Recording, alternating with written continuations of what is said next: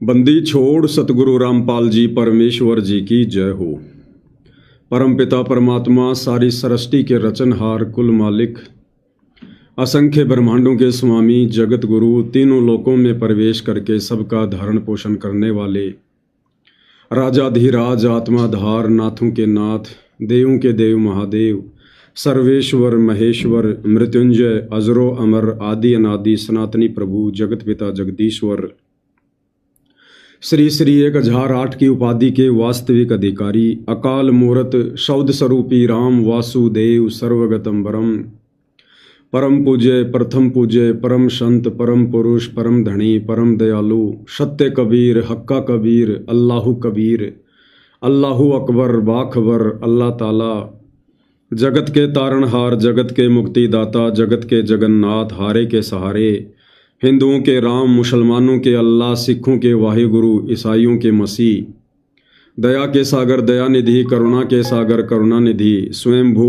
परिभू संकट मोचन कष्ट हरण मंगल करण दुख भंजन अविगत कबीर निर्विकार निर्विषम परमात्मा अलय अलेख सतगुरु आदि अनादि सतगुरु असली मर्यादा पुरुषोत्तम असली राम असली कृष्ण असली घनश्याम असली मुरारी राजाओं के राजा महाराजाओं के महाराजा शहंशाहों के शहंशाह सम्राटों के सम्राट भगवानों के भगवान अल्लाहों के अल्लाह प्रभुओं के प्रभु मसीहाओं के मसीह सच्चे वाहिगुरु बाबाओं के बाबा पीरों के पीर सेठों के सेठ जगत सेठ सावल सा सेठ सर्वगुण संपन्न अनंत कोटि कलाओं के स्वामी अनंत कोटि ब्रह्मांडों के नायक योगियों में महायोगी ध्यानियों में महाध्यानी सिद्धों में परम सिद्ध ज्ञानियों में तत्व ज्ञानी ब्रह्म ज्ञानी महाज्ञानी परम ज्ञानी सर्वश्रेष्ठ ज्ञानी विज्ञानी युवा कबीर समर्थ कबीर असमवात अमित ओजा सच्चे रहनुमा करीम अल्लाह सुभान अल्लाह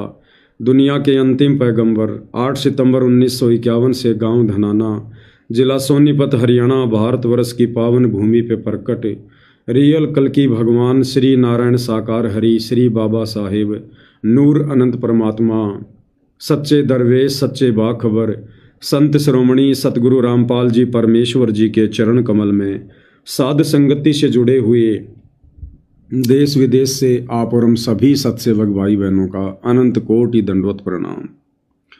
सत्साई भाई और बहनों, बहुत बड़ी दया बहुत बड़ी मेहर पूज्य गुरुदेव भगवान की परमेश्वर रामपाल जी की, जिनके शुभ आशीर्वाद से विशेष आशीर्वाद से आप और हम सभी साध संगति से जुड़े हुए सत्सेवक भाई बहन अपनी आत्मा के कल्याण हेतु पूज्य गुरुदेव भगवान के अमर तत्व ज्ञान को आधार बनाकर हर प्रकार से मर्यादाओं में रहकर संघर्ष करते हुए निरंतर अपनी आत्मा के कल्याण हेतु इस सतभक्ति मार्ग पर आगे की ओर बढ़ रहे हैं।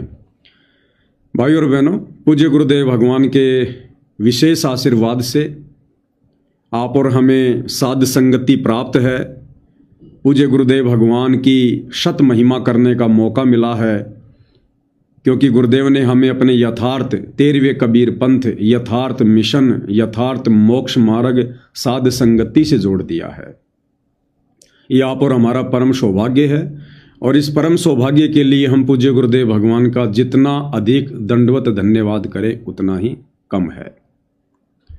साथ ही भाई और बहनों, दास ने कुछ समय पहले जो फेसबुक का एक अलग से पेज बनाया था 90 डिग्री नाम करके, अब सतगुरु रामपाल जी भगवान की प्रेरणा से दास ने उसका नाम चेंज कर दिया है। अब उसका नाम रख दिया है पवन दास इज लाइव स्पिरिचुअल पेज, जिसके ऊपर अभी हम लाइव आ रहे हैं।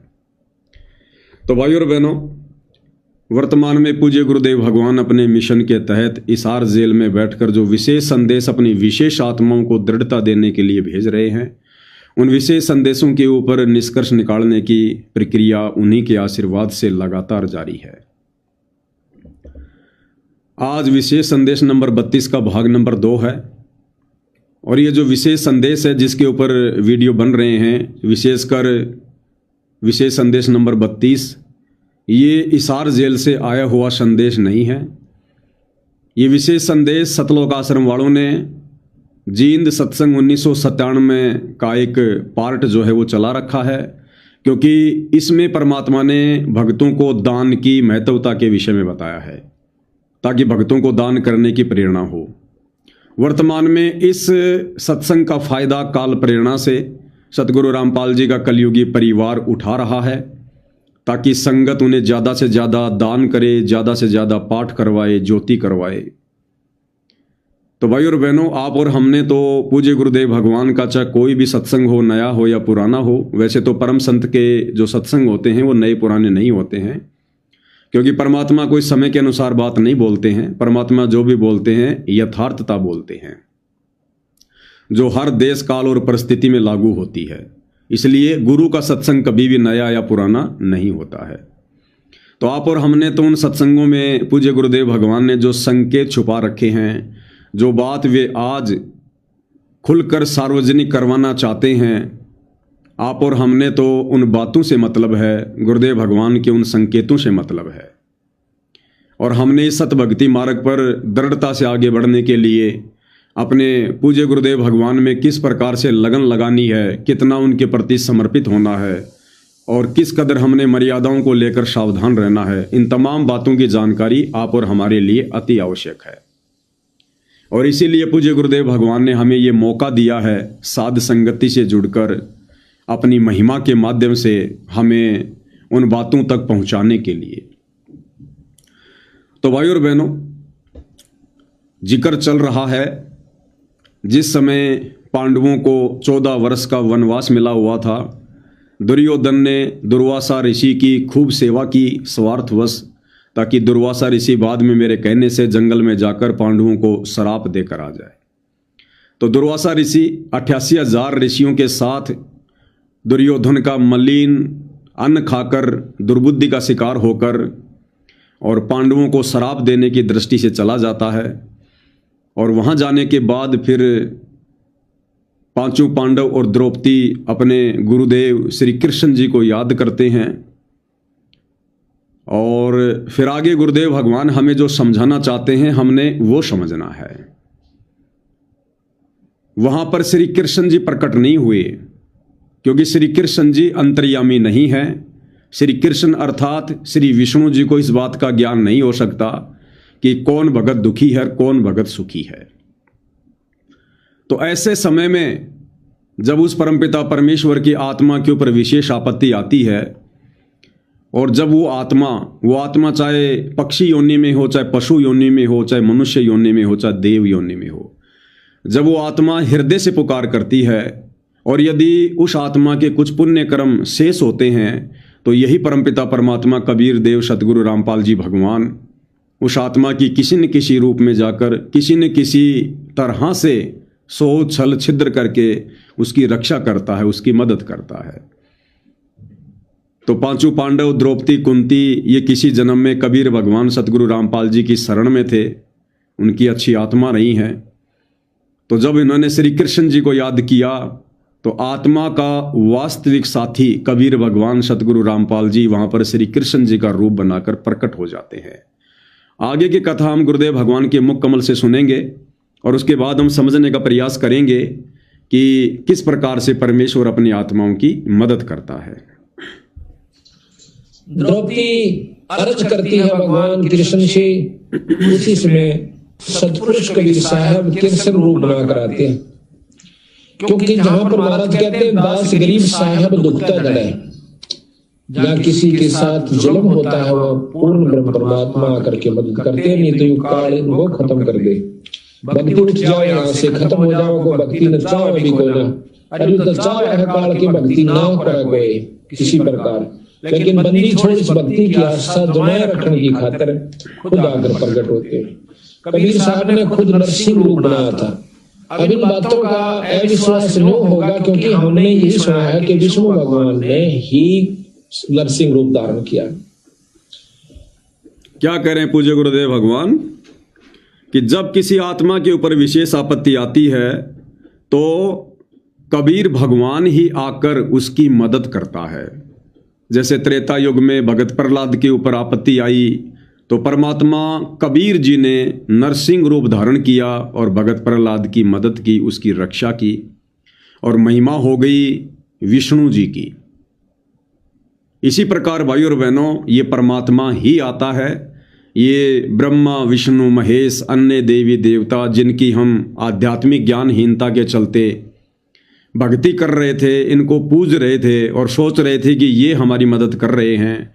जब भी हमारे को कोई सुख होता था, कोई विशेष हमारा कार्य सिद्ध हो जाता था, जैसे घर में कोई विशेष कोई ऐसा समाचार मिलना कि साहब लड़का पैदा हो गया या लड़की पैदा हो गई, आपका वो मुकदमा चल रहा था, आपका मुकदमा ठीक हो गया, या अन्य किसी प्रकार की कोई खुशी जिससे हमें लाभ होना था, और हम इन्हीं देवी देवताओं को श्रेय दे दिया करते थे। लेकिन भाई और बहनों, ऐसा नहीं था। अब गुरुदेव भगवान ने आकर यह हकीकत बताई तत्व ज्ञान सुनाकर कि जब तक इस जीवात्मा के संस्कार अच्छे होते हैं, इसके भक्ति वाले जो पुण्य हैं वो शेष होते हैं, तब तक ये चाहे कितने खोटे कर्म कर ले, और खोटे कर्म करते करते यदि उसके ऊपर आपत्ति आ रही है और यदि इसके संस्कार अच्छे हैं, कोई पिछले जन्म के शेष हैं, तो वो कबीर भगवान उसकी मदद अवश्य करता है, क्योंकि ये आत्मा का साथी है। और जब उसके संस्कार खत्म हो जाते हैं, पुण्य खत्म हो जाते हैं, फिर वो चाहे कितनी बड़ी आत्मा क्यों ना है, और यदि वो सच्चे सतगुरु की शरण में नहीं है और यदि कोई आपत्ति आ जाती है, तो परमात्मा फिर उसकी मदद नहीं करता, चाहे कितना रो रो के मर जाए। जैसे सबसे बढ़िया उदाहरण है कि द्वापर युग में जब द्रौपदी का चीर हरण किया जा रहा था दुर्योधन के कहने पर, दुशासन के द्वारा, और द्रौपदी ने देख लिया कि पांचों पांडव यानी मेरे पति और ये बड़े बड़े जो सूरवीर बैठे हैं, भीष्म पितामह जैसे, ये सब फेल हो चुके हैं दुर्योधन का मलिन अन्न खाकर, पांडव जुए में हार चुके थे। तो किसी को भी अपना सहारा ना देखकर अंत में द्रौपदी ने, क्योंकि वो श्री कृष्ण जी की भगत थी, इसलिए श्री कृष्ण जी को याद किया, और उस समय फिर ये कबीर परमात्मा सतगुरु रामपाल जी वहां पर सूक्ष्म रूप में प्रकट होकर और द्रौपदी की इज्जत रक्षा करते हैं। इसी प्रकार भाई और बहनों, ये परमेश्वर ही समय समय पर हर युग में, चाहे कोई भी आत्मा है, किसी भी योनि में है, ये कबीर भगवान सतगुरु रामपाल जी ही अपनी उस आत्मा की मदद करता है। ये देवी देवता सक्षम नहीं है, ब्रह्मा विष्णु महेश अंतर्यामी नहीं है। अब भाइयों और बहनों, गुरुदेव ने बताया कि बच्चों, जिस प्रकार हमारे शरीर में बहुत सारे अंग हैं, आंख भी है, नाक भी है, कान भी है, पैर भी हैं, घुटना भी है, कोहनी भी है, माथा भी है, जीभ भी है, लेकिन यदि हमारे शरीर के किसी हिस्से पर खुजली चलती है तो सबसे पहले कौन सा अंग पहुंचता है? हमारे हाथ पहुंचते हैं। अगर नाक के ऊपर खुजली चली तो आंखें तो बहुत नज़दीक हैं, माथा तो बहुत नज़दीक है, पैर तो बहुत लंबे चौड़े हैं, लेकिन नाक पर खुजली मिटाने के लिए आंख नहीं आती है, माथा नहीं आता है, जीभ नहीं आती है, ठोडी नहीं आती है, तुरंत हमारा हाथ पहुंचता है वहां पर। तो ये छोटे मोटे जो अंग है ना, नाक, कान, आंख, ये तो समझो ये देवी देवता ब्रह्मा विष्णु महेश। और जब कोई विशेष आपत्ति आती है, चाहे ब्रह्मा विष्णु महेश पे आओ, चाहे शरीर के किसी अन्य अंग पर आओ, चाहे आम जीवों पर आओ, हाथ वहां पर तुरंत पहुंच जाता है खुजली मिटाने के लिए। क्योंकि गुरुदेव भगवान ने बताया कि हमारे हाथ की पहुंच पूरे शरीर पर होती है, पूरे शरीर पर। नाक की पहुंच पूरे शरीर पर नहीं होती है। अगर पीठ में खुजली चल गई तो नाक वहां तक नहीं जा सकता, लेकिन नाक पर खुजली चल गई तो पीठ चली जाएगी, सॉरी हमारा हाथ चला जाएगा। तो इसी प्रकार ये जो हाथ है, इसको समझो कबीर भगवान सतगुरु रामपाल जी, और ये जो पूरा शरीर है इसको समझो ये सृष्टि। इस सृष्टि में जहां कहीं भी किसी भी आत्मा पर कोई आपत्ति आती है, तुरंत ये कबीर भगवान सतगुरु रामपाल जी क्षण भर में पहुंच जाते हैं। पहुंचूंगा क्षण एक में जन अपने के काज। और गुरुदेव भगवान ने एक सत्संग में भी हमें यही बताया, ये उदाहरण ही काफी है। अब क्या कहते हैं, चारों युग में हम फेरे, चारों युग में मैं फेरूं, नहीं आऊं नहीं जाऊं, गरीब दास गुरु भेद से लखो हमारी ठाव। चारों युग में मैं आता हूं।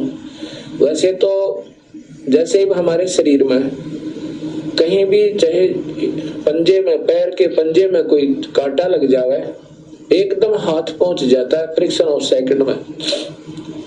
ऐसे ही परमात्मा कबीर साहब की इतने समर्थ हैं, ये सभी असंख्य ब्रह्मांड उनकी ऐसे रीचेबल हैं, उनकी रेंज में ऐसे आते हैं जैसे हमारे हाथों की रेंज में हमारा सारा शरीर आ जाता है। कबीर साहब यहाँ पर जब आते हैं अपना तेज पुंज का एक और कोट बना देते हैं मनुष्य जैसा। वैसे तो मनुष्य जैसे शरीर में वहां रहते हैं अपने वास्तविक रूप में, लेकिन वहां इनका तेज बहुत ज्यादा है। उस तेज को छुपा कर अपनी सिद्धि शक्ति तय, शब्द शक्ति तय और एक और कोट मनुष्य जैसा ही तेज पुंज का शरीर बना लेते हैं। वो नाड़ी नोड़ी के जोग जुगाड़ का नहीं होता। तो क्या कहा पूज्य गुरुदेव भगवान ने कि जिस प्रकार हमारे हाथ की रेंज यानी पहुंच पूरे शरीर पर है, जहां भी कोई खुजली होती है तुरंत हमारे हाथ पहुंच जाते हैं, ठीक इसी प्रकार इस पूरी सृष्टि पर, सारे ब्रह्मांडों पर कबीर भगवान सतगुरु रामपाल जी की पहुंच है। एक क्षण में यह परमात्मा अपनी आत्मा की पुकार सुनकर पहुंच जाता है। आगे क्या कह रहे हैं गुरुदेव भगवान? अब हम आपको इसको बहुत लंबा चौड़ा उदाहरण देकर बताएंगे। कई ऐसा होता है कि हमारे गुरुदेव तलवंडी भाई में रहते थे, वहां पर एक उग्रवादियों के समय में रास्ते में एक लाला जी तलवंडी का उग्रवादियों ने पकड़ लिया। उसकी मोटरसाइकिल भी उसमें कुछ उगाही करके आया था, शाम के दिन 56 हुआ था। ये जो कथा पूज्य गुरुदेव भगवान सुना रहे हैं, ये उनके मुंह बोले गुरुदेव आदरणीय राम देवानंद जी के समय की है। आदरणीय राम देवानंद जी का एक भगत था, जो लाला जी था, सेठ था तलवंडी भाई में, पंजाब में। और एक बार उसको उग्रवादियों ने पकड़ लिया, क्योंकि उस समय पंजाब में उग्रवाद बहुत ज़्यादा था, आतंकवाद बहुत ज़्यादा था। तो उस भगत को कुछ उग्रवादियों ने पकड़ लिया, और उस समय उग्रवादियों के द्वारा किसी को पकड़ने का मतलब था कि उसकी मृत्यु होनी है। और किस प्रकार से उस भगत की मदद हुई और किसने मदद की, भाई और बहनों, अब ये 1997 वाले सत्संग हमें समझ में आएंगे। अब सर्दियों के थोड़ी सर्दियों के दिन थे, तो रास्ते में पकड़ लिया उनको, मोटरसाइकिल वहीं डाल दी, उसको जीप में बिठा ले गए, जा कहीं खो में बांध दिया। उन्होंने शराब पी रखी थी दोनों उग्रवादियों ने, तो उसको बांध करके वो निश्चिंत हो गए कि अब इसको फिर देखेंगे, इसको खत्म करेंगे, सुबह इससे पूछेंगे कहां पैसा रखा है इसने।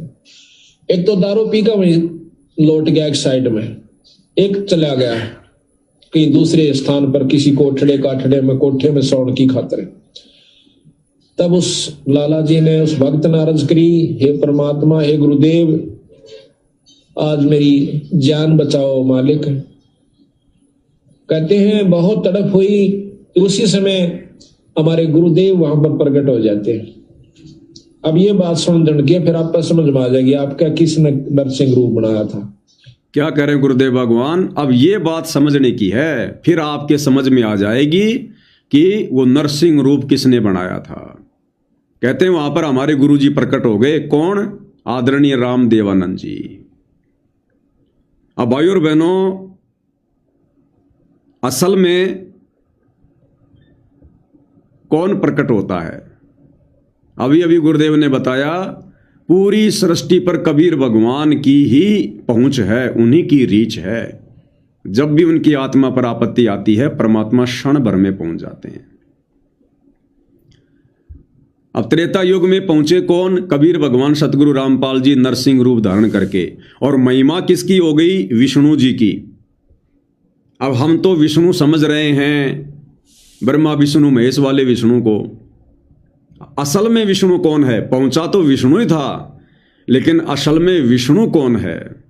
तीनों लोकों में प्रवेश करके जो सबका धारण पोषण करता है, वो असल में विष्णु है, कबीर भगवान सतगुरु रामपाल जी। अग्ने तनूर असी विष्णवे तवा सोमस्य तनूर असी, कबीर अंगारी असी बंभारी असी, सवर ज्योति रित धामा असी। तो असल में विष्णु कबीर भगवान सतगुरु रामपाल जी, ये परमात्मा पहुंचते हैं। असल में भगवान यही हैं। असल में कबीर परमात्मा यही हैं सतगुरु रामपाल जी परमेश्वर। और दादा गुरुजी के रूप में, दादा गुरुजी के रूप में उस समय उस लाला जी की मदद करने के लिए, आतंकवादियों से छुड़वाने के लिए स्वयं सतगुरु रामपाल जी परमेश्वर जी प्रकट हुए थे दादा गुरु के रूप में। क्योंकि उस भगत की आस्था अपने गुरुजी में थी, वो भगत दादा गुरु का भगत था। तो परमात्मा ने उस समय किसी को पूर्ण मोक्ष मार्ग तो दिखाना नहीं था, वो समय नहीं था, वो 12वां पंथ था। तो उस भगत की जहां भी आस्था थी, जिसमें भी आस्था थी, उसने अपने गुरुजी को पुकारा। तो सतगुरु रामपाल जी परमात्मा अपने मुंह बोले गुरुदेव का रूप बनाकर उसी उम्र में, उसी अवस्था में और उस भगत के पास में प्रकट हो जाते हैं। और परमेश्वर वहां से उस भगत को छुड़वा कर लेकर आते हैं। क्योंकि यही कबीर भगवान है, यही कबीर परमात्मा है। आज सतगुरु रामपाल जी की 90% संगत यहीं पर धोखा खा रही है, भगवान को लेकर ही धोखा खा रही है, और कोई धोखा नहीं है। ये मर्यादा वर्यादा तोड़ना, ये राजनीतिक रैलियों में धक्के खाना, ये केवल उसी समय तक है जब तक हम अपने भगवान को नहीं पहचान लेते हैं। हम दुनिया में तो ढिंढोरा पीट रहे हैं खड़े होकर कि लोगों ने अपने भगवान को पहचान लिया, लोगों ने अपने भगवान को पहचान लिया, लेकिन हम अपने भगवान को अभी तक नहीं पहचान पा रहे। ये तो पता चल गया कि भगवान का नाम कबीर है, लेकिन अभी तक ये नहीं पता है कि वो भगवान है कौन, वर्तमान में कहां है वो कबीर। इस बात को साथ संगति से जुड़े सत्सेवक भाई बहनों के अलावा सतगुरु रामपाल जी का कोई भी भगत, उनके परिवार का कोई भी सदस्य नहीं जान पाया, नहीं पहचान पाया। और इसी कारण से लगातार काल के षड्यंत्र का शिकार होकर, मर्यादा तोड़कर धोखे पर धोखा खा रही है संगत। हमें कैसे यकीन हो? हमें सत्संगों से यकीन होगा। गुरुजी को चमत्कार दिखाकर, अपना नूरी रूप दिखाकर, या सर में कोई 4 सींग लगाकर ऐसे नहीं दिखाएंगे कि मैं कबीर भगवान हूं। उनके सत्संगों से पता चलेगा, इस तत्व ज्ञान से पता चलेगा। आपने भाई और बहनों ये पुस्तक पढ़ी होगी, जब जब भूल पड़े। ये पुस्तक सतलोक आश्रम वालों के द्वारा सभी भगत भाई बहनों को दी जाती है कि भाई इसको महीने में एक बार तो जरूर पढ़ना, इसका मासिक पाठ करना है, गुरुजी का आदेश है। सभी भाई बहनों के घरों पर यह पुस्तक है। और जब आप इस पुस्तक का पेज नंबर 17 पढ़ेंगे, 17 पेज नंबर, तो यहां पर साफ साफ लिखा हुआ है कि वास्तव में भगवान कौन है, कबीर जी कौन है।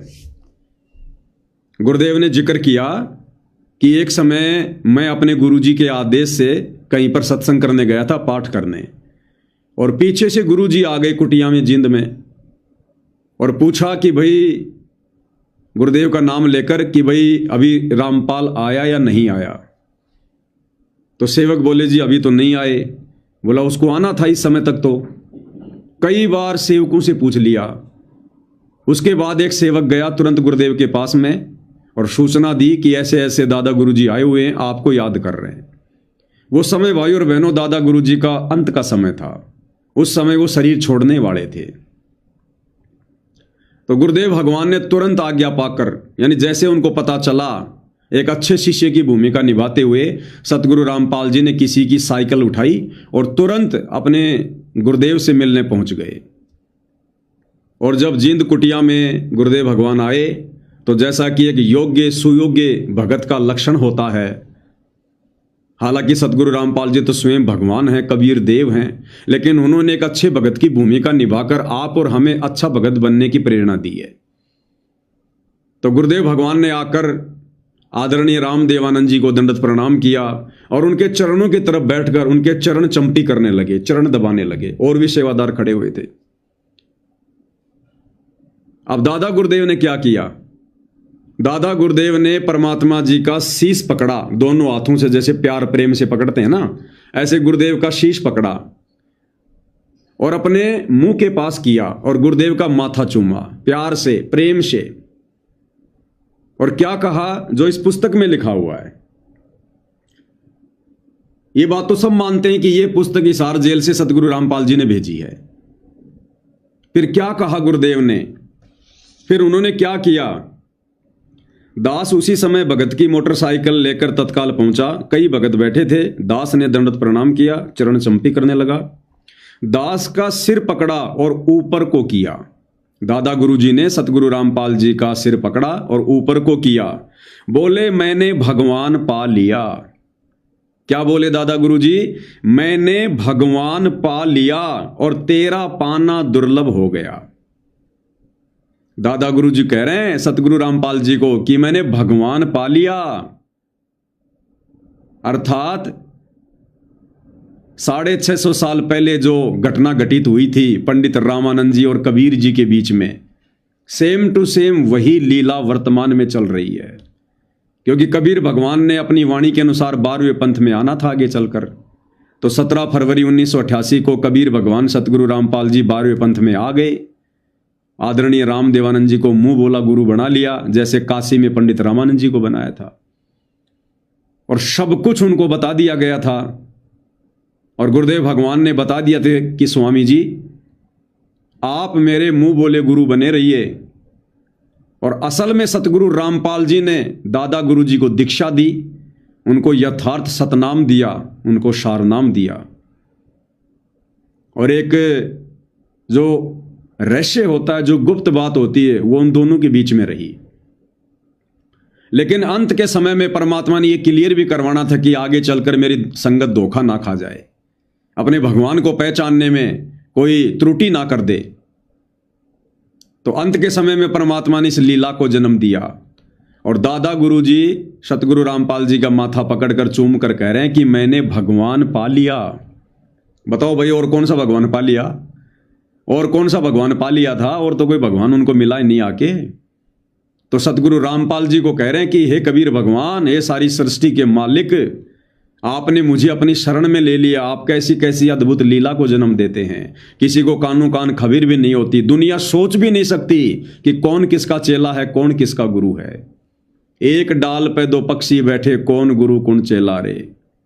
रामानंद को कहे कबीरा, शब्द गुरु चित चेला रे। तो दादा गुरु जी कह रहे हैं, पेज नंबर 17 सतगुरु रामपाल जी ने लिखा है कि मैंने भगवान पा लिया और तेरा पाना दुर्लभ हो गया। कि भगवान असंख्य युगों के बाद मेरा दाव लगा है, आप तो खुद ही दया करते हो। दास चुप रहा। सतगुरु रामपाल जी क्या कह रहे हैं कि मैं चुप रहा। गुरुदेव की अंतरात्मा की आवाज थी, अर्थात ये उनकी अंतरात्मा की आवाज थी, यानी इसमें कोई झूठ नहीं है।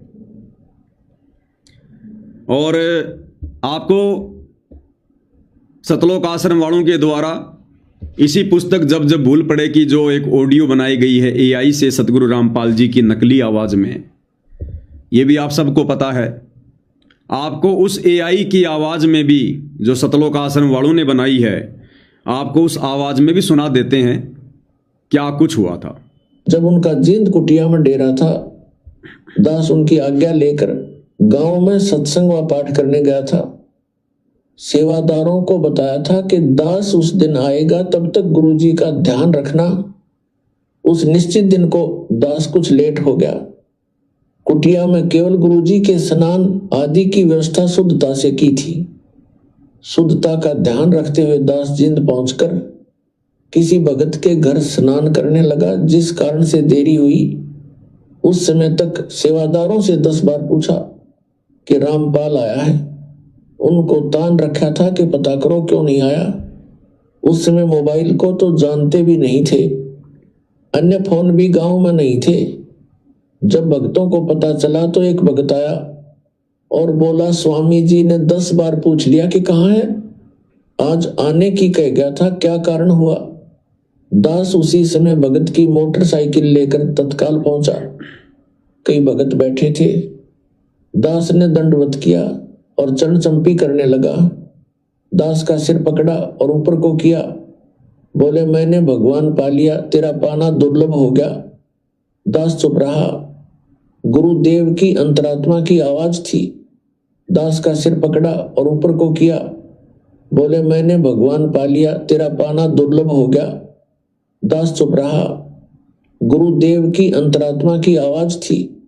दास का सिर पकड़ा और ऊपर को किया। बोले, मैंने भगवान पा लिया, तेरा पाना दुर्लभ हो गया। दास चुप रहा। गुरुदेव की अंतरात्मा की आवाज थी। अगले दिन तलवंडी बाई वाले आश्रम में चले गए, वहां से सतलोक गमन किया। कबीर हरि के रूठते गुरु की शरण में जाए, कह कबीर गुरु रूठ गए तो हरि ना होत सहाय। अब भाई और बहनों, ये घटना है 25 जनवरी 1997 की, क्योंकि गुरुदेव कह रहे हैं कि अगले दिन फिर गुरुदेव ने शरीर त्याग दिया। तो हम सबको पता है कि हमारे दादा गुरुदेव ने 26 जनवरी 1997 को अपना शरीर छोड़ा था। तो ये जो घटना थी, जो दादा गुरुजी सतगुरु रामपाल जी को कह रहे हैं कि मैंने भगवान पा लिया और तेरा पाना दुर्लभ हो गया, ये घटना 25 जनवरी 1997 की है। अब विचार करना भाई और बहनों, इन सतलोक आश्रम वालों की झूठ आपको बहुत अच्छे से पकड़ में आएगी। दादा गुरु ने क्या कहा कि मैंने भगवान पा लिया। अब चलो दुनिया वालों को तो नहीं पता, लेकिन दादा गुरु को तो पता ही था कि भगवान कौन है। कबीर। भगवान कौन? कबीर। और 25 जनवरी 1997 को दादा गुरु जी कह रहे हैं कि मैंने भगवान पा लिया और तेरा पाना दुर्लभ हो गया। किसको कह रहे हैं? संत रामपाल जी को। और सतगुरु रामपाल जी चुपचाप हैं और कह रहे हैं कि यह मेरे गुरुदेव की अंतरात्मा की आवाज थी, अर्थात बिल्कुल सच कह रहे थे। अब भाई और बहनों, इन सतलोक आश्रम वालों से पूछो कि तुमने जो 25 मिनट की AI से जो फिल्म बनाई है, संत और परमात्मा का अद्भुत मिलन, जिसमें तुम लोगों ने 9 मार्च 1997 को सतगुरु रामपाल जी को एक 2 कोड़ी का जीव साबित करते हुए, एक आम व्यक्ति साबित करते हुए, कबीर जी की कोई हंस आत्मा साबित करते हुए, तुम लोगों ने जो सतलोक में भेज दिया सह शरीर, आकाश में उड़वा दिया उस AI वाली वीडियो में। अरे कुछ तो दिमाग लगाओ, कुछ तो तत्व ज्ञान का इस्तेमाल करो। भाई और बहनों, जानबूझकर सतगुरु रामपाल जी भगवान ने इन घटनाओं को जन्म दिया ताकि इस तत्व ज्ञान की टेक रह जाए। नहीं तो इन आश्रम वालों ने तो काल प्रेरणा से गुरु को मानुष साबित करवाने में किसी प्रकार की कोई कमी नहीं छोड़ी। ये कह रहे हैं कि सतगुरु रामपाल जी तो कबीर जी के परमहंस थे और 9 मार्च 1997 को कबीर जी सतलोक से आए और संत रामपाल जी को सह शरीर सतलोक भेज दिया। कब? 9 मार्च 1997 को। और ये दादा गुरु जी वाली घटना कब की है? 9 मार्च 1997 से 2.5 महीने पहले की, जिस समय तक इन सतलोक आश्रम वालों का कबीर भगवान सतलोक से नहीं आया था दिन के 10 बजे, और ना उस समय तक सतगुरु रामपाल जी को सतलोक भेजा गया था। 9 मार्च 1997। और दादा गुरु वाली घटना कब की है? 9 मार्च 1997 से 2.5 महीने पहले की, 25 जनवरी 1997 की। और दादा गुरु जी क्या कह रहे हैं कि मैंने भगवान पा लिया और तेरा पाना दुर्लभ हो गया। तो असल में भगवान कौन? असल में कबीर कौन है भाई? जब सतगुरु रामपाल जी खुद ही भगवान हैं, खुद ही कबीर हैं, दादा गुरु जी इस बात का पुख्ता प्रमाण देकर चले गए, तो फिर भगवान ने सह शरीर सतलोक जाने की क्या जरूरत थी? फिर और कौन सा भगवान सतलोक से आएगा इनके अलावा ज्ञान देने के लिए? तो यहां भी सतलोक आश्रम वालों का ये जो झूठा ज्ञान है, ये बिल्कुल फेल हो जाता है, निरस्त हो जाता है इनका। अर्थात ये 25 मिनट की फिल्म जो इन्होंने बनाई है, ये काल प्रेरणा से गुरु को मानुष साबित करवाने के लिए ही बनवाई है। ये फिल्म आप जी ने देखी होगी। इस प्रकार कबीर परमात्मा संत रामपाल जी महाराज जी को सह शरीर सतलोक भेज देते हैं। इस प्रकार कबीर परमात्मा संत रामपाल जी महाराज जी को सह शरीर सतलोक भेज देते हैं और स्वयं सर्व सृष्टि रचनहार कबीर परमात्मा संत रामपाल जी महाराज जी के रूप में संपूर्ण संसार का उद्धार करने के उद्देश्य से इस पवित्र मिशन पर निकल पड़ते हैं। तो बताओ भाई और बहनों, जब दादा गुरु जी कह रहे हैं 25 जनवरी 1997 को कि मैंने भगवान पा लिया और तेरा पाना दुर्लभ हो गया, भगवान है कबीर। दादा गुरु को तो पता ही था कि भगवान कौन है, कबीर। वो तो किसी और को भगवान नहीं कहेंगे। बताओ, जब सतगुरु रामपाल जी खुद ही कबीर भगवान हैं, तो फिर और सतलोक से 9 मार्च 1997 को कौन सा कबीर भगवान आएगा जो संत रामपाल जी का रूप बना के फिर ज्ञान प्रचार करेगा? तो एक बहुत बड़ी साजिश, एक बहुत बड़ा षड्यंत्र यहां पर सतलोक आश्रम वालों के माध्यम से इस काल बली ने संगत के साथ में किया, ताकि गुरु को कोई परमात्मा के रूप में स्वीकार ना कर ले। आज हर सतलोक आश्रम से जुड़े भाई बहनों के दिलो दिमाग में यही बात है कि हमारे गुरुजी नहीं है धरती पर, हमारे गुरुजी के रूप में कबीर जी लीला कर रहे हैं। ये होता गुरु को मानुष मानना। बहुत भयंकर षड्यंत्र इस काल बलि का भाई और बहनों। ये तो गुरुदेव भगवान की असीम रजा है आप और हमारे ऊपर, जो परमेश्वर ने थोड़ी बहुत सद्बुद्धि देकर सत्प्रेरणा देकर ये खुलासे करवा दिए। नहीं भाई और बहनों, कोई भी संत रामपाल जी को परमात्मा मानकर भक्ति नहीं करता और वो का वो काम हो जाता जो 650 साल पहले हुआ था, गुरु को मानुष मानने वाला। और जब तक हम गुरु को मानुष मानेंगे हम लाख जन्म भी परमात्मा प्राप्ति नहीं कर सकते, हम सतलोक गमन नहीं कर सकते। आगे क्या कह रहे हैं पूज्य गुरुदेव भगवान। उसी समय उन्होंने देखा कि महाराज जी खड़े हैं और उसके सारे जो बंधन बांध रखे थे, उसको जोड़ रखा था, वो अपा खुल गए एकदम। देखा है कि महाराज जी खड़े हैं और बहुत वृद्ध दिखा है। जो बोले गुरुदेव आप क्यों कर आए यहाँ पर? हे महाराज, ये बंदी छोड़े। स्वामी जी आप किस तरह है महाराज? कहने लगे आ मेरे साथ, चल तुम्हारे घर। महाराज मैं तो ये भी नहीं मालूम घर किधर है, या तो रास्ते का बिना मेरा जावा की साइड में, अब मेरे पीछे आ जा। पीछे पीछे गारा में का, पानी में का, ईखों में का निकल कर और तलवंडी मंडी में आकर उनके घर के बारने आगे छोड़ कर कहने लगे अपने घर में जा। कौन? गुरुदेव कह रहे हैं कि जो दादा गुरु जी थे आदरणीय रामदेवानंद जी, वो वहां पर प्रकट हो जाते हैं और लाला जी को जो रस्सियों से बांध रखा था उग्रवादियों ने रस्सियों से खोला और उसको लेकर इक्खों में कीचड़ में उस लाला जी को तो अपने घर का भी नहीं पता था कि वो मुझे उग्रवादी कहाँ ले गए। और कह रहे हैं कि दादा गुरु जी 125 साल की उम्र उस समय, और उसको वहां से निकाल कर और उसके घर के दरवाजे के आगे छोड़कर चले जाते हैं। रात के समय उनके घर वालों ने सब रिश्तेदारियों में टेलीफोन कर कर पूछ लिया कि वो कहाँ है। किसी ने नहीं बताया कि हमारे यहाँ कोई नहीं आया, वो तो नहीं आया। उसने समझ लिया कि वो खत्म हो चुका है, अब नहीं जिएगा, क्योंकि शाम के समय कोई भी बाहर रह गया उसको मृत मान लिया जाता था। ऐसा खतरनाक समय चल रहा था पंजाब में। तो उसने आके कुआड़ खुड़खुड़ाया। अब कुआड़ कौन खोले? वहां से 5 बजे मंडी में सारी में ताला लग जाया करता था, सब अपने अंदर घुस जाया करते थे। आवाज दी, घर वालों ने देखा कि आवाज तो आवाज अपने उसकी। फिर ऊपर का देखा उन्होंने कि कहीं इनके साथ उग्रवादी तो नहीं है, अभी इनको ले आए हो पकड़ कर, आवाज दो आ रहे हो। वो अकेला खड़ा दिखा। उसी समय भाग्य आए पैड काले में कर 2 कुआड़ खोल दिया, एकदम ऊपर ले जाकर फिर बंद कर लिया। उनसे पूछा कि कहाँ थे? उसने बताया कि हम उग्रवादियों ने पकड़ लिया था मेरे को। फिर कैसे आए कि गुरुजी अन छुटवाए।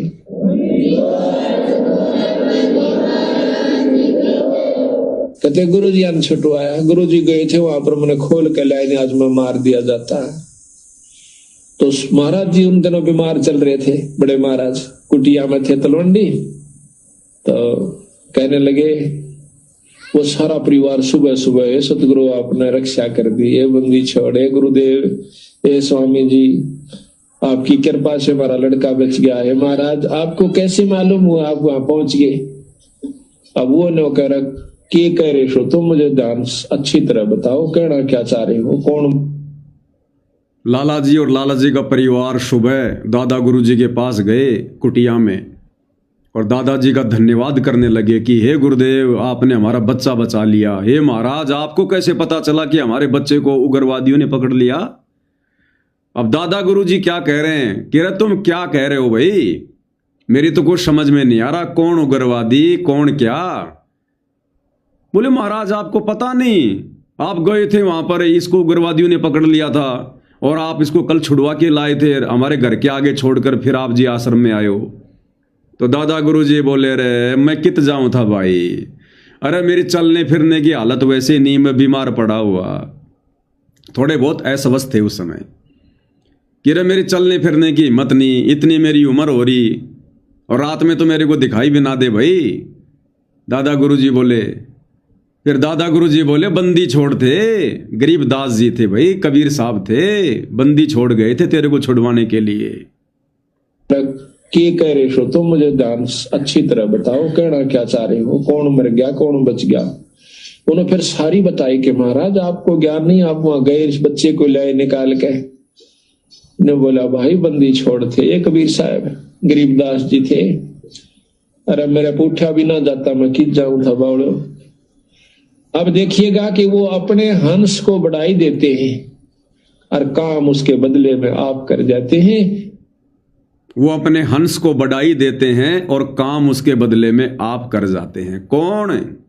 कबीर भगवान। कौन कबीर भगवान? सतगुरु रामपाल जी। क्योंकि आदरणीय राम देवानंद जी सतगुरु रामपाल जी के हंस थे, उनके भगत थे। केवल दुनिया की नजरों में आदरणीय राम देवानंद जी सतगुरु रामपाल जी के गुरु थे, अन्यथा आध्यात्मिक दृष्टि से आदरणीय राम देवानंद जी सतगुरु रामपाल जी के भगत थे।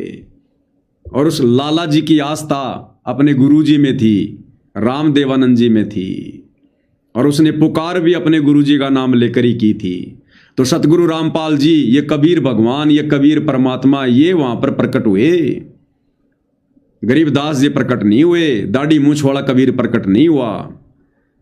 आदरणीय राम देवानंद जी अर्थात अपने भगत का रूप बनाकर, अपने हंस का रूप बनाकर सतगुरु रामपाल जी प्रकट हुए और लाला जी को उग्रवादियों से छुड़वाकर आश्रम में छोड़ा और महिमा दे दी अपने भगत को, अपने संत को, आदरणीय राम देवानंद जी को।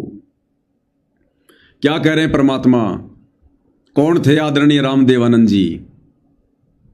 सतगुरु रामपाल जी, जिन्हें अपना सतगुरु सतगुरु कहते हैं, परमात्मा परमात्मा कहते हैं। सतगुरु रामपाल जी कह रहे हैं वो कौन थे? कह रहे हैं वो तो परमात्मा के हंस थे, हंस। परमात्मा नहीं थे राम देवानंद जी, वो तो परमात्मा के हंस थे, यानी सतगुरु रामपाल जी के भगत थे, उनके हंस थे। क्योंकि परमात्मा कौन? सतगुरु रामपाल जी। सारे संकेत सत्संगों में ही मिलेंगे, अलग से गुरुदेव किसी को ट्रेनिंग नहीं देंगे, किसी को कोचिंग नहीं देंगे। सुनिए, फिर गुरुदेव ने आदेश दे दिया एक दिन के नाम दिया कर तू, आज से मेरा आशीर्वाद तेरे साथ होगा। अब गुरुदेव भगवान बता रहे हैं, अपने आप को छुपाते हुए, अपने गुरु को महिमा देते हुए, कि फिर एक दिन आगे चलकर दादा जो है गुरु जी ने मुझे आदेश दे दिया नाम दीक्षा देने का, सत्संग करने का। ध्यान से सुनो। फिर गुरुदेव ने आदेश दे दिया एक दिन के नाम दिया कर तू, आज से मेरा आशीर्वाद तेरे साथ होगा। विश्व में तेरे समान संत नहीं होगा। मैं उनके मुंह की तरफ देख रहा था।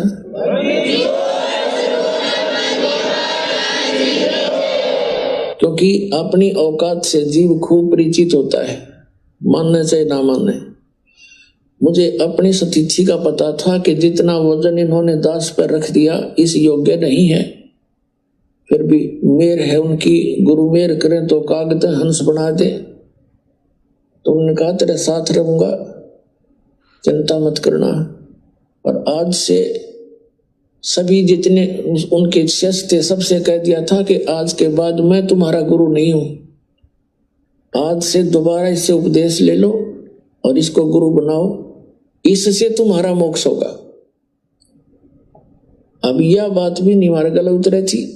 अब बताओ भाई और बहनों, दादा गुरु जी भगवान कहाँ हुए? सच्चे सतगुरु कहाँ हुए? कबीर भगवान कहाँ हुए? कबीर भगवान जो समर्थ है, सबका मोक्ष करने वाला है, वो ये कैसे बोलेगा कि भाई मेरे से किसी का मोक्ष नहीं होना, आज के बाद इसे अपना गुरु बना लो, इससे तुम्हारा मोक्ष होगा। जबकि मोक्ष तो कबीर भगवान से होता है। तो क्यों कहा दादा गुरु जी ने संत रामपाल जी के लिए? क्योंकि संत रामपाल जी स्वयं कबीर भगवान है। भक्ति मुक्ति के दाता सतगुरु भटकत प्राण फिरंदा, उस साहिब के हुक्म बिना नहीं तरवर पात इलंता।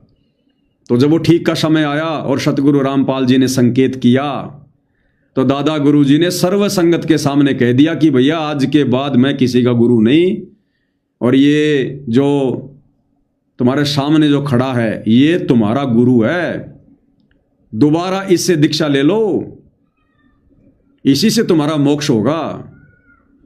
क्योंकि दादा गुरु जी को समझ आ गई थी बात कि ये साक्षात परमात्मा है, ये कबीर देव भगवान है।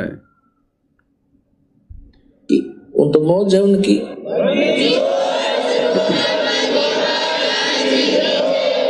कहने का भाव ये था कि उन्होंने अपना वजन तार दिया। क्यों? परमात्मा के हंस थे वो खास और सुनियोजित तरीके से इस बिचली पीढ़ी तक ये मूल धन लेना था हमने, और वो उनको उनके से द्वारा पार नहीं होने थे, ये पार इस दास के द्वारा होने थे। इसलिए उन्होंने अपना पल्ला झाड़ दिया और अपना वजन कति खत्म कर दिया। मैं तुम्हारा गुरु नहीं हूं, अब ये है वो गुरु जिसकी तुम्हें आवश्यकता है। छुड़ानी के अंदर उन्होंने स्पेशल ब्लॉक सबको सामने कह दिया था। सुना भाई और बहनों, अब आपको विस्तार से बताते हैं, विस्तार से क्या कह रहे हैं गुरुदेव भगवान, ध्यान से सुनो। अब यह बात भी नहीं हमारे गले उतरे थी कि उन तो मौज है उनकी।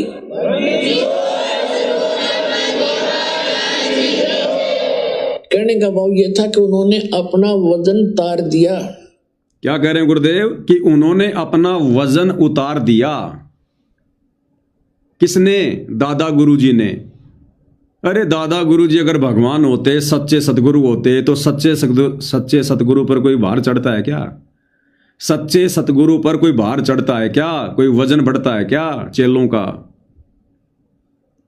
क्या कह रहे हैं गुरुदेव कि उन्होंने अपना भार तार दिया, अपना वजन तार दिया, ये कहकर कि भैया मैं हूं जीव और अब ये परमात्मा आ चुका है, सच्चा सतगुरु आ चुका है और अब सारे के सारे इसे अपना गुरु बनाओ, तब तुम्हारा मोक्ष होगा। तो दादा गुरुजी ने, जो आप और हमारे तरह एक भगत थे, एक जीव थे, उन्होंने अपना वजन उतार दिया, उन सभी शिष्यों का अपने सिर से भार उतार दिया, ये कहकर कि आज के बाद मैं किसी का गुरु नहीं, अब ये तुम्हारा गुरु है संत रामपाल और इससे दीक्षा ले लो। उन्होंने अपना वजन उतार दिया। इससे क्या साबित होता है कि दादा गुरुजी कोई परमात्मा नहीं थे, कबीर नहीं थे, भगवान नहीं थे, वरना भगवान पे कोई वजन नहीं बढ़ता, वजन नहीं चढ़ता, भार नहीं चढ़ता। और सतगुरु रामपाल जी के लिए संकेत कर दिया। क्या कहा? कहने का भाव ये था कि उन्होंने अपना वजन तार दिया। अब वो क्या थे? अब ध्यान से सुनो, दादा गुरुजी कौन थे, क्या थे? परमात्मा थे या परमात्मा के हंस थे? तो उन परमात्मा के हंस थे वो खास और सुनियोजित तरीके से इस बिचली पीढ़ी तक ये मूल धन लेना था हमने। क्या कह रहे हैं गुरुदेव? वो परमात्मा के हंस थे खास। ध्यान से सुनो, तो उन परमात्मा के हंस थे वो खास। सतगुरु रामपाल जी का खास हंस कौन था? 12वें पंथ में दादा गुरुजी, आदरणीय रामदेवानंद जी, कि वो परमात्मा के हंस थे खास। अरे भैया, अगर कोई परमात्मा का खास हंस होता है ना, तो परमात्मा उसे साक्षात मिलता है, डायरेक्ट आके मिलता है। जैसे धर्मदास जी को परमात्मा डायरेक्ट आके मिले, मलुकदास जी को मिले, और नानक जी को मिले, गरीबदास जी को मिले, घीसादास जी को मिले, क्योंकि वो उनके खास हंस थे। इसलिए परमात्मा सतलोक से आकर अपने खास हंसों को मिले। और भगवान यदि अपने हंस को भी ना मिले आकर, तो फिर कैसे मुक्ति होगी? तो यदि आदरणीय रामदेवानंद जी परमात्मा कबीर जी के खास हंस थे, तो बता दो भैया, कोई तो प्रमाण दे दो, कोई तो सबूत दे दो कि वो कबीर भगवान आदरणीय रामदेवानंद जी को कब आकर मिले। कहीं कोई प्रमाण नहीं मिलेगा कि वो दाढ़ी मूंछ वाला कबीर भगवान अपने खास हंस आदरणीय रामदेवानंद जी को धरती पर आकर मिला हो, कभी दर्शन दिए हों। और खास हंस है तो भगवान जरूर मिलेगा। तो कब मिला? 17 फरवरी 1988 को वो कबीर भगवान सतगुरु रामपाल जी, जिन्होंने आदरणीय रामदेवानंद जी को अपना मुंह बोला गुरु धारण किया, और असल में उन्होंने आदरणीय रामदेवानंद जी को दीक्षा दी थी, अपना शिष्य बनाया था। तो गुरुदेव कह रहे हैं वो तो परमात्मा के खास हंस थे, सतगुरु रामपाल जी के खास हंस थे दादा गुरु जी। और आगे गुरुदेव क्या कह रहे हैं कि ये मार्ग हमने सुनियोजित तरीके से यहां तक लाना था। दादा गुरुजी तो केवल एक निमित्त मात्र थे, एक वो कड़ी थे इस मार्ग को यहां तक लाने के लिए। और गुरुदेव कह क्या रहे हैं कि इस मार्ग को हमने यहां तक सुनियोजित तरीके से लाना था। हमने, गुरुदेव कह रहे हैं हमने यानी अपने लिए कह रहे हैं गुरुदेव कि इस मार्ग को यहां तक सुनियोजित तरीके से हमने लाना था। ध्यान से सुनो, और सुनियोजित तरीके से इस पिछली पीढ़ी तक ये मूल धन लाना था हमने, और सुनियोजित तरीके से इस बिचली पीढ़ी तक ये मूल धन लाना था हमने यानी गुरुदेव अपने लिए कह रहे हैं कि नादानो आदरणीय राम देवानंद जी को तो मैंने निमित्त बना रखा था 12वें पंथ के लास्ट में संत रूप में। कह रहे हमने लाना था ये मार्ग यहां तक सुनियोजित तरीके से, क्योंकि ये 12वें पंथ के लास्ट की घटना है। आदरणीय राम देवानंद जी गरीबदास जी के 12वें पंथ के लास्ट गुरु अंतिम संत हैं। और 650 साल पहले कबीर जी ने धर्मदास जी को क्या कहा था कि 12वें पंथ हम ही चल आवें, सब पंथों को मिटाकर एक पंथ चलावें। तो परमात्मा जी ने 12वें पंथ में आगे चलकर आना था। तो 17 फरवरी 1988 को तुम्हारा कोई दाढ़ी मूंछ वाला तो आया नहीं। कौन आए? सतगुरु रामपाल जी। 8 सितंबर 1951 को धरती पर प्रकट होकर कलयुग की बिचली पीढ़ी में, ये कलयुग की बिचली पीढ़ी उस दिन से शुरू हुई है जिस दिन सतगुरु रामपाल जी प्रकट हुए हैं। 8 सितंबर 1951 से कलयुग की बिचली पीढ़ी शुरू हुई है। और 17 फरवरी 1988 को 12वें पंथ में प्रवेश किया इस कबीर भगवान सतगुरु रामपाल जी ने अपनी वाणी के अनुसार कि 12वें पंथ हम ही चलावें और सब पंथों को मिटाकर एक पंथ चलावें। तो कबीर भगवान का वचन तो फैल नहीं हो सकता, ये तो अमर वाणी है। अगर उसका वचन फैल हो गया तो फिर भक्ति कहां रह गई? फिर तो 12वें पंथ में उन्होंने खुद ही आना था, तो वो आ गए 12वें पंथ में। अन्यथा अगर आप उस दाढ़ी मूंछ वाले कबीर को कबीर मान रहे हो तो वो कबीर तो 12वां पंथ खत्म होने के बाद आया है, और आया भी नहीं। 9 मार्च 1997 को 12वां पंथ खत्म हो चुका था, जिस दिन ये आश्रम वाले कह रहे हैं कि संत रामपाल जी को कबीर भगवान आकर मिले। क्यों भाई? 12वें पंथ में आने में उस दाढ़ी मूंछ वाले कबीर भगवान को डर लग रहा था क्या? फिर तो कबीर भगवान अपनी वाणी का कच्चा है, अपनी जुबान का कच्चा है। धर्मदास जी को तो कह रहा है, कबीर सागर में लिखवा दिया कि धर्मदास ये मेरी अमर वाणी है कि 12वें पंथ हम ही चलावें, सब पंथों को मिटाकर एक पंथ चलावें। तो 12वां पंथ तो असल में उसी दिन खत्म हो गया था जिस दिन दादा गुरु जी ने सतगुरु रामपाल जी को सर्व अधिकार दे दिए थे। और 1994 में तो 13वां पंथ शुरू हो गया था। तो 12वां पंथ तो 1994 से पहले खत्म हो गया, और उससे पहले पहले कबीर भगवान ने आना था। तो दाढ़ी वाला तो आया नहीं, दाढ़ी वाले ने तो 13वां पंथ जो है वो चलाया नहीं। फिर कोई ये कहे कि भाई 12वें पंथ के अंतिम गुरु दादा गुरु जी थे, तो जब तक दादा गुरु जी धरती पर हैं तब तक तो 12वां पंथ ही माना जाएगा। तो दादा गुरु जी भी 26 जनवरी 1997 को शरीर छोड़ गए, अर्थात इस आधार से भी मानो तो 26 जनवरी 1997 को जिस दिन 12वें पंथ के अंतिम गुरु दादा गुरु ने शरीर छोड़ा, उस दिन वो पंथ समाप्त हो गया। और दादा गुरु के शरीर छोड़ने के 2.5 महीने बाद 9 मार्च 1997 को ये आश्रम वाले कह रहे हैं कि कबीर भगवान आकर संत रामपाल जी को मिले। तो भी तुम्हारा कबीर भगवान 12वें पंथ में तो नहीं आया, वो तो 12वें पंथ का गुरु शरीर छोड़ गया, उसको 2.5 महीने बाद आ रहा है। तो भाइयों और बहनों, ये सारी की सारी लीला, ये सारे के सारे खेल सतगुरु रामपाल जी ने जानबूझ के खेले ताकि काल के षड्यंत्र को फैल किया जा सके, आश्रम वालों की झूठ का पर्दाफाश किया जा सके, और आत्माएं अपने गुरु को परमात्मा मानकर दृढ़ता के साथ भक्ति करें। नहीं तो भाइयों और बहनों, गुरु को परमात्मा मानना इतना आसान नहीं है।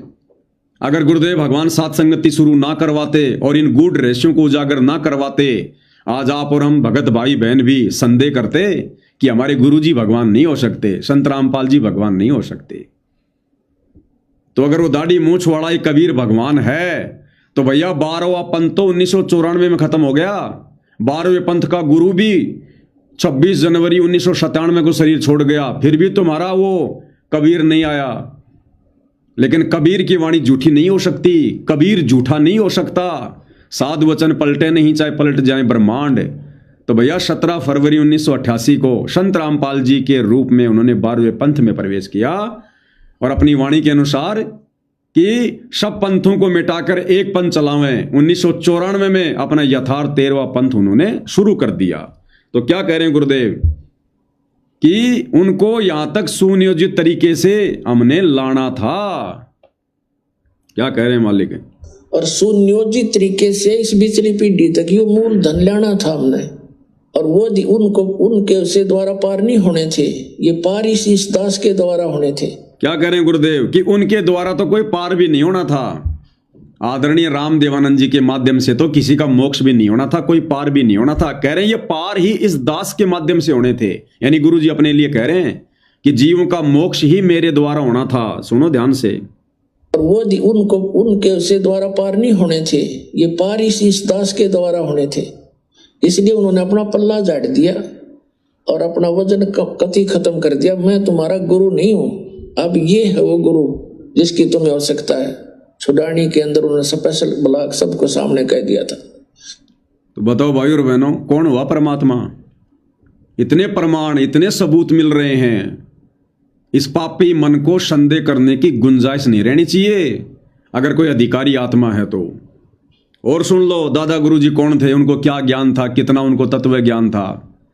दादा गुरुजी को पूर्ण तत्व ज्ञान भी नहीं था, क्योंकि मूल ज्ञान तो 12वें पंथ में किसी को देना ही नहीं था। अरे दादा गुरुजी को तो गायत्री मंत्र के बारे में भी नहीं पता था कि इससे पहले ओम शब्द लगता है कि नहीं लगता, ये कौन से वेद के कौन से अध्याय में लिखा हुआ, ये भी नहीं पता था दादा गुरुजी को।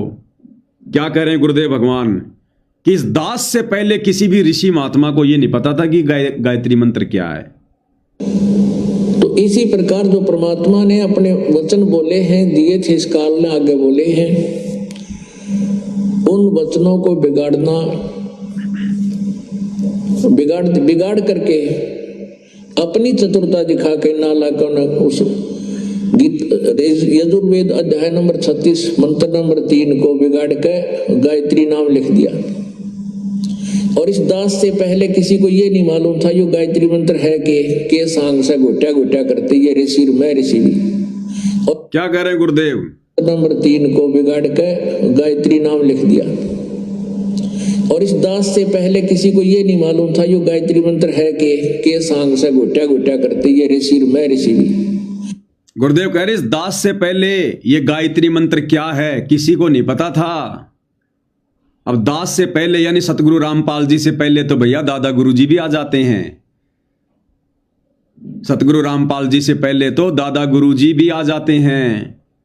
सबको ले लिया गुरुदेव ने लाइन में कि इस दास से पहले ये किसी भी ऋषि महात्मा को नहीं पता था कि ये गायत्री मंत्र क्या है। केवल गोट्या गोट्या करते थे, ओम भूर्भुवस्सुवः तत्सवितुर्वरेण्यं भर्गो देवस्य धीमहि धियो यो न प्रचोदयात्।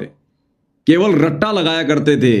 सतगुरु रामपाल जी ने आकर बताया कि भैया इस गायत्री मंत्र से पहले ओम शब्द नहीं है, और ये यजुर्वेद अध्याय 36 का मंत्र नंबर 3 है। दादा गुरुजी को भी इस बात का ज्ञान नहीं था। तो कौन थे दादा गुरुजी? वो थे परमात्मा के अंश, सतगुरु रामपाल जी नहीं है, वो दादा गुरुजी थे, कबीर भगवान सतगुरु रामपाल जी के अंश। और इस दास से पहले किसी को ये नहीं मालूम था ये गायत्री मंत्र है के सांग से घोटा घोटा करते ये ऋषि मैं ऋषि भी। और इस दास से पहले किसी को ये नहीं मालूम था ये गायत्री मंत्र है के सांग से घोटा घोटा करते ये ऋषि मैं ऋषि भी। तो इस गायत्री मंत्र के आगे ओम नाम ला के ओम भूर्भुवस्सुवः इनो जाप करा करते थे नहीं। तो क्लियर कर दिया गुरुदेव भगवान ने। हमने अपने परमात्मा को पहचानने में दिक्कत नहीं होनी चाहिए। भाई एक भगत है, ये बार बार कमेंट्स कर रहा है, अविनाश दास, कि मेरी शंका का समाधान करो। भाई अविनाश दास जी एक दिन पहले भी समझाया था, फिर से हाथ जोड़ के प्रार्थना कर रहे हैं। ये परमात्मा जी के सत्संग चल रहे हैं, मैं कोई रागनी नहीं गा रहा यहाँ पर। पहले ध्यान से सत्संग सुन लो, दूसरों को सुन लेने दो, नहीं फिर मजबूरी में मैंने आपको ब्लॉक करना पड़ेगा आपको बीच में। आप लोग डिस्टर्ब कर रहे हो या फिर आप लोग ये सुन रहे हो? तुम्हें यही समय मिला क्या शंका समाधान करवाने का? जैसे गुरुदेव भगवान के पास में एक भगत गया, बोला गुरुजी सत्संग के समय मंत्र जाप कर सकते हैं? तो गुरुजी ने कहा रे नालायक, तेरे को और समय नहीं मिला?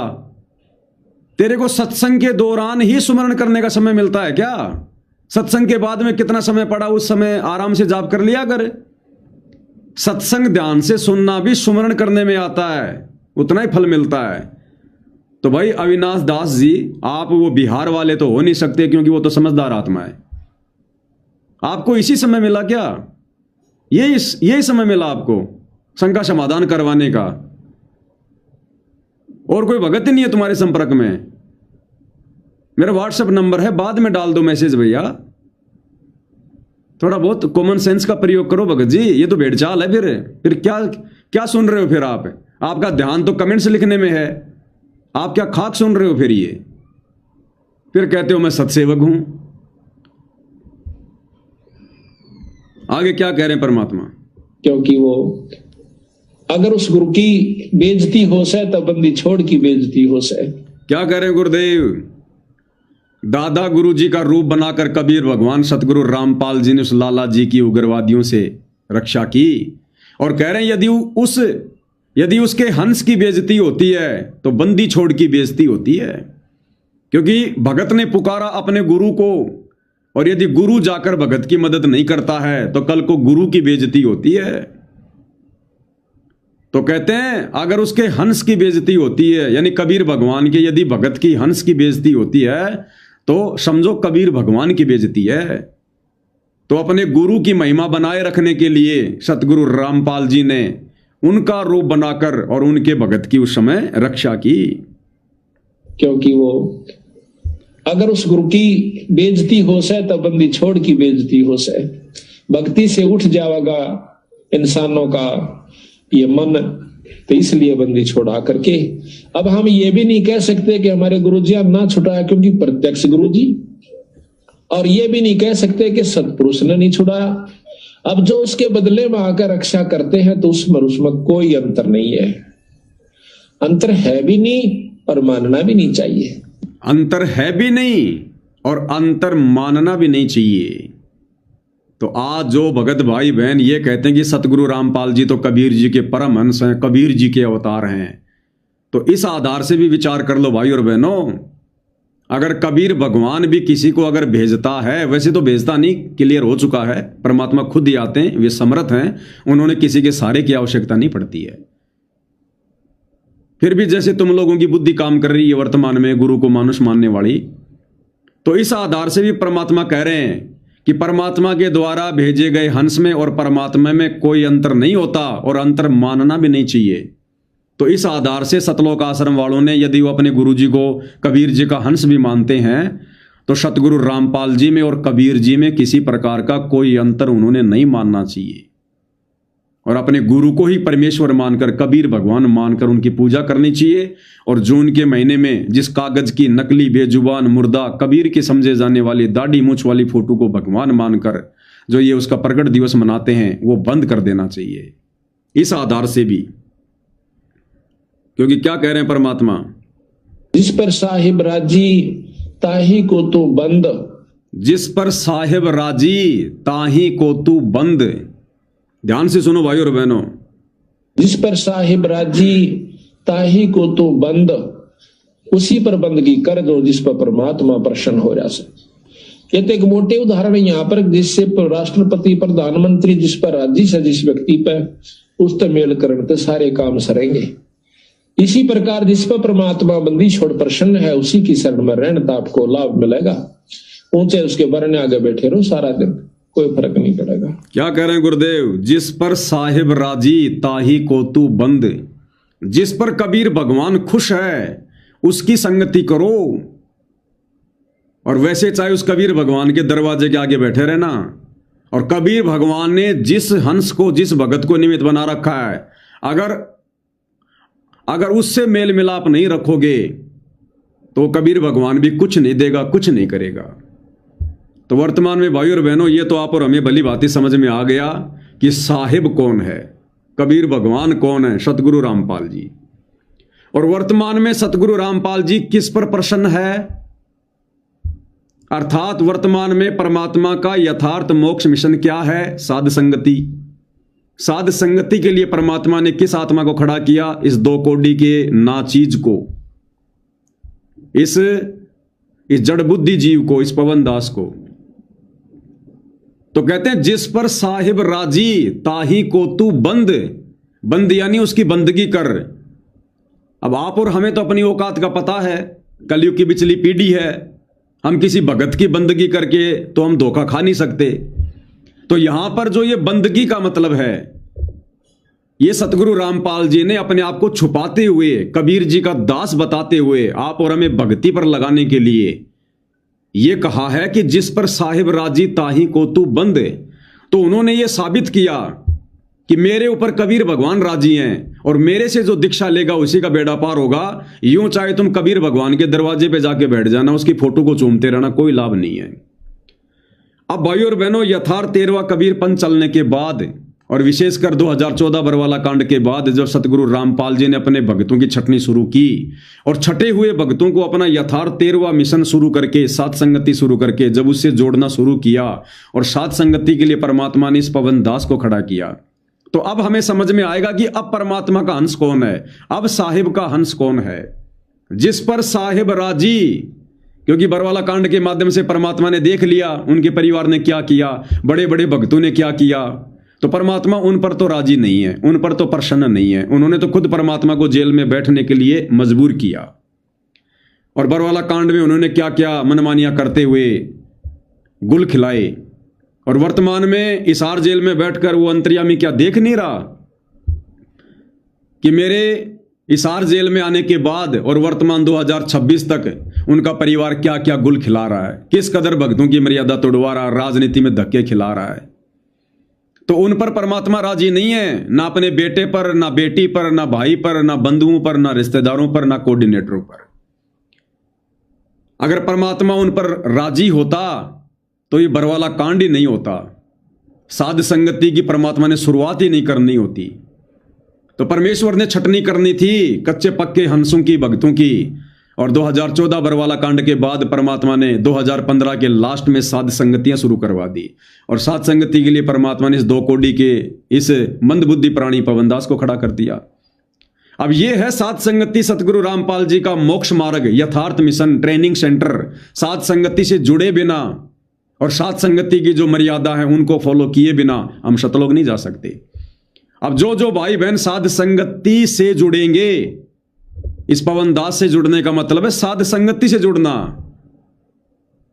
जिस पर साहिब राजी ताही को तू बंद, उसकी बंदगी करने का मतलब है साध संगति से जुड़कर सतगुरु रामपाल जी की सत प्रेरणा से यह पवन दास आपको जो बता रहा, जो समझा रहा, जो भक्ति क्रिया बता रहा है, जो गुरुदेव की पुस्तकों में है, उनके सत्संगों में है, निकाल निकाल के दे रहा है, उसके अनुसार अपने गुरु जी को प्रसन्न करने के लिए वो भक्ति करना, उसको कहते हैं बंदगी। इस पवन दास के विषय में मेरी बंदगी करने का मतलब यह नहीं कि हाथ जोड़ लो, दंडवत कर लो, नहीं, नरक में जाओगे। सोच भी मत लेना शोपन में भी।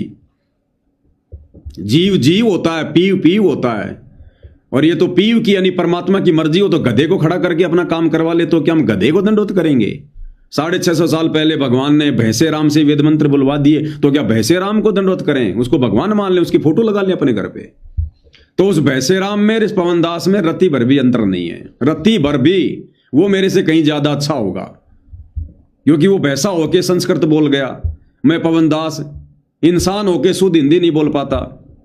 तो ये सतगुरु रामपाल जी परमात्मा की सत प्रेरणा से सारा काम हो रहा है।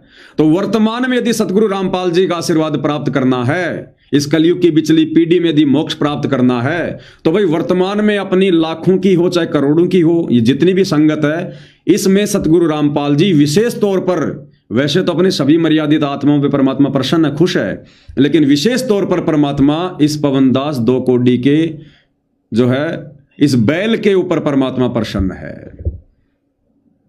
और साध संगति से जो जुड़ेगा और साध संगति से जुड़कर जो भक्ति क्रिया जो करेगा, परमात्मा उससे प्रसन्न होगा, उससे हमारा बेड़ा पार होगा।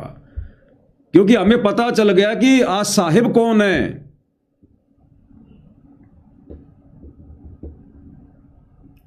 लकी देखना रे सत साहिब,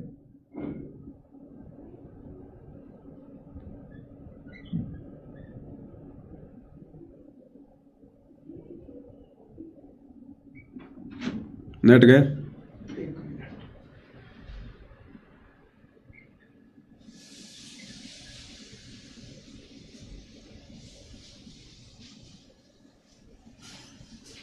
देखना आ गया आ गया आ गया, लेकिन उसमें तो नहीं आ रहा। उसमें क्यों नहीं दिखा रहा? नीचे क्या प्रॉब्लम है? ध्यान रखा। बीच में थोड़ा इंटरनेट चला गया भाई और बहनों, क्योंकि काल भी तो पीछे रहता है ना। ये भी तो फुल जोर लगाता कि कोई विशेष जो खास बात है वो बात भक्तों तक ना पहुंच जाए।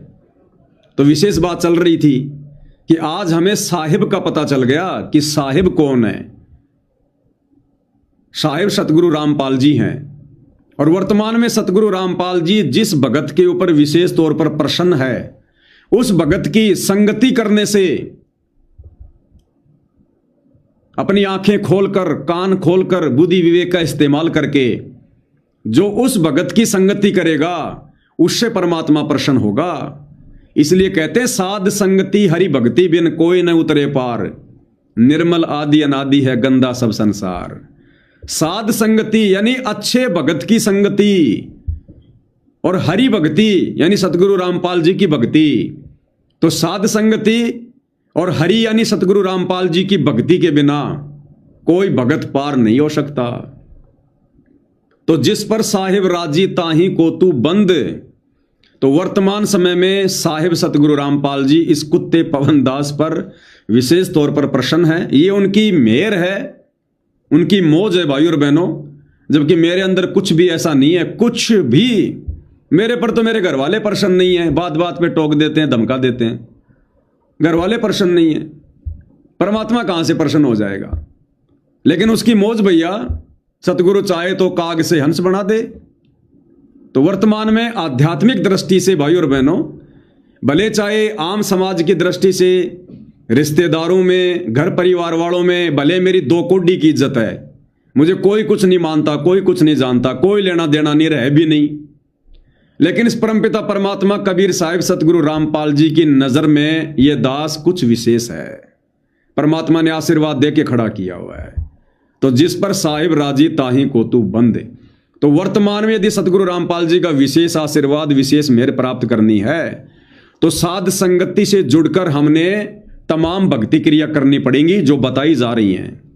गुरु को प्रसन्न करने के लिए भोग लगाना, आरती उतारना, चरणामृत धो धो के पीना, एकमात्र गुरु जी का दंडवत, गुरु जी का जयकारा, सतगुरु की महिमा करना, मर्यादाओं के लिए संघर्ष करना, दृढ़ रहना, यह सतलोक आश्रमों में आपको देखने को भी नहीं मिलेगा। वहां तो बहुत पुराने पुराने भगत हैं, बड़े बड़े भगत हैं। वहां तो गुरु जी के साथ में रहा करते थे, गुरु जी के रिश्तेदार, बेटा बेटी, भाई बंधु। लेकिन उन पर भाई और बहनों आज वो रजा, वो विशेष मेहर नहीं है जो इस दो कोडी के जीव पवन दास के ऊपर है। और इसमें दास कोई मान बढ़ाई वाली बात नहीं है और ना मैं ला सकता, क्योंकि मुझे तो पता है भाई, मान बढ़ाई से हैं दूर, आजिज के हरि सदा हजूर। मान बढ़ाई रखने वाले जीव को तो परमात्मा ऐसी ठोकर मारता है, दिखाई भी नहीं देगा कहां जाकर गिरा है। अभिमान का और सतगुरु रामपाल जी भगवान का तो 36 का आंकड़ा खड़ा एक्सीडेंट है। तो यह गलती पवनदास नहीं कर सकता कि मेरे को गुरु जी ने साथ संगति के लिए खड़ा कर दिया, बहुत बड़ी है फलाना दिखना, कुछ नहीं है। मेरे जैसे परमात्मा के पास में 360 हैं। अगर जरा भी अगर भक्ति मार्ग में त्रुटि करूंगा, मर्यादाओं में त्रुटि करूंगा, पीछे से लात मार के साइड में कर देगा, वो समर्थ है। उन्हें पवनदास की आवश्यकता नहीं है। पवनदास जैसे 360 कुतरू उनके आगे पीछे घूमते हैं। तो पवनदास तो भैया इन सब बातों को मद्देनजर रखकर और नीची गर्दन करके और यहां से पीछा छुड़वाने की दिशा में आगे बढ़ रहा है। ये दास बहुत डरता हुआ लाइव आता है। ये ना सोचना कि मैं बहुत ज्यादा अमल के फन्ने खा बन के मैं लाइव आता हूं। ये दास बहुत डरता हुआ लाइव आता है। लाइव आने से पहले गुरुदेव को दंडवत करके मालिक से विशेष तौर पर प्रार्थना करता हूं कि हे गुरुदेव भगवान, ये परमात्मा, ये दास तो केवल एक यंत्र है। आपने केवल आपने एक जो है वो निमित्त बना रखा है। आपने केवल एक खिलौना सा वो कर रखा है। इस दास की औकात नहीं है परमात्मा आपके वचनों पर कुछ बोलने की, सफाई देने की। ये परमेश्वर जो भी करना है आप ही ने करना है। इस दास का तो केवल आप चेहरा चेहरा दिखाओ बस। बाकी परमेश्वर मेरी औकात नहीं कि मैं एक शब्द भी अपनी जीविया से निकाल दूं, और ना जीव की औकात है चाहे कोई प्रधानमंत्री क्यों ना हो। तो दास तो भैया डरता डरता इस कुर्सी पर बैठता है, परमात्मा जी से हाथ जोड़ जोड़ के दंडवत करके, और तब कहीं जाकर भाई और बहनों परमात्मा लाइव सफल करवाता है। 3-3 घंटे के लाइव, 4-4 घंटे।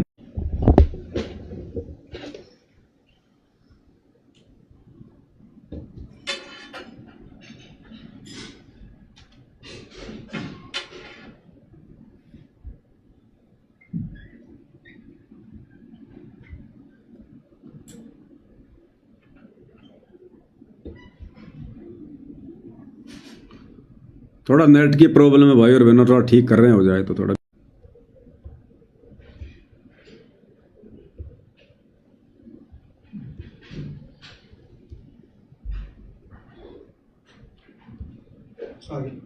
आ गया। थोड़ा इंटरनेट की दिक्कत हो जाती है भाई और बहनों बीच बीच में।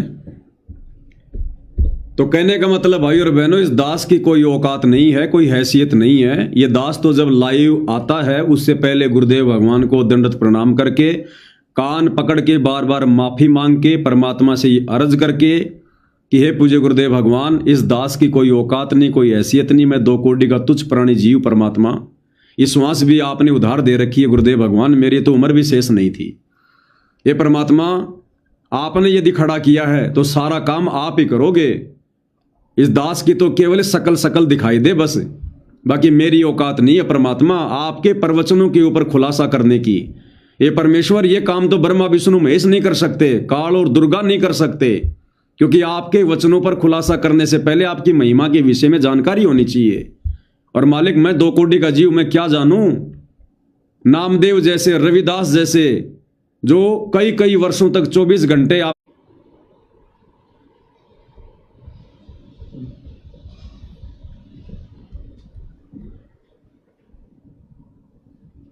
थोड़ी देर देखने दे, बीच में बंद हो जाएगा नहीं कर।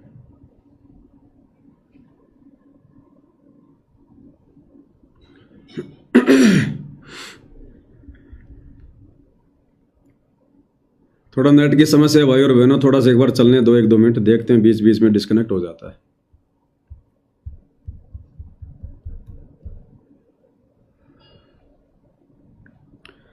राजकुमार निषाद, पवन भाई मैं मलेशिया से हूँ, मेरे मोबाइल नंबर व्हाट्सएप पर फ़ोन कीजिए। भगत जी अभी तो देखूंगा, कंफर्म नहीं कह सकता बड़े भाई, अभी रात को तो नहीं हो पाएगी, कल देखूंगा दिन में। नहीं तो वो ऊपर सात संगति के नंबर डाल दिए भक्तों ने, एक बार उन नंबरों पे फ़ोन कर लो भगत जियों से अगर कोई शंका है तो।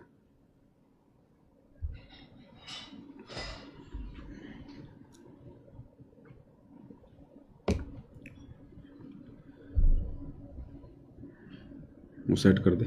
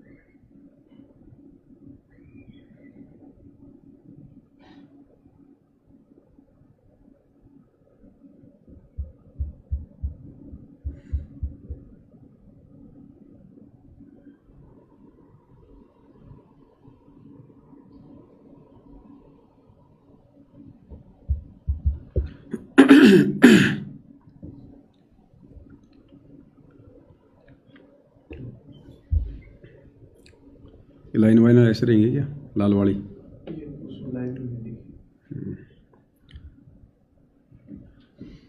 तो भाई और बहनों, कहने का मतलब है इस 2 कोटि के जीव पवन दास को अपनी हैसियत का, अपनी औकात का भली भांति पता है। इसलिए सतगुरु रामपाल जी भगवान के विशेष आशीर्वाद के बिना, उनकी विशेष रजा के बिना, उनके सत्संगों के ऊपर कोई एक शब्द भी बोलकर खुलासा नहीं कर सकता, एक शब्द भी। तो ये परमात्मा जी करवा रहे हैं, आप और हम सभी आत्माओं पर रजा करते हुए सात संगति के माध्यम से आप और हमें दृढ़ करने के लिए।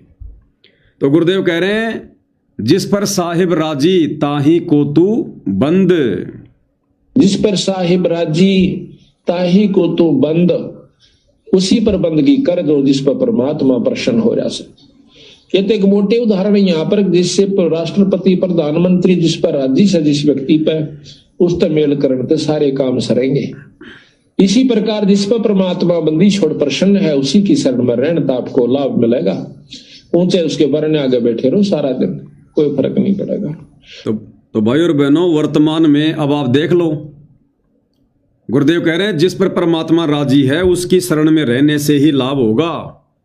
और वर्तमान में कबीर भगवान सतगुरु रामपाल जी अपने परिवार पर प्रसन्न नहीं है, अपने बेटा बेटी भाई बंधु रिश्तेदारों पर कोऑर्डिनेटरों पर प्रसन्न नहीं है। और देख लो वहां पर क्या हाल हो रहा है संगत का। जिन पर परमात्मा प्रसन्न नहीं है, संगत उन कुपात्रों की कुसंगति उन सतलोक आश्रमों में जाके कर रही है। और क्या मिल रहा संगत को? सिर्फ मर्यादा तोड़वाने के अलावा कुछ नहीं मिल रहा, दान धर्म के दुरुपयोग के अलावा कुछ नहीं मिल रहा। वहां संगत जाती है, घूम फिर के आती है, खा पी के आती है, मनोरंजन करके आती है। और जाने वाली संगत को वहां पर कोई साथ संगति नहीं मिलती, कोई ज्ञान चर्चा नहीं होती। फिल्में बना बना कर दिखा दी जाती है और अन्नपूर्णा मुहिम के तहत संगत से बेगार करवाई जाती है। डले ढुआए जा रहे हैं, राजनीतिक रैलियों में धक्के खिलाए जा रहे हैं, स्टेडियम बनवाए जा रहे हैं, आरक्षणों में बैठाया जा रहा है, गुंडों की सीबीआई जांच में बैठाया जा रहा है। क्यों? क्योंकि सतगुरु रामपाल जी अपने कलयुगी परिवार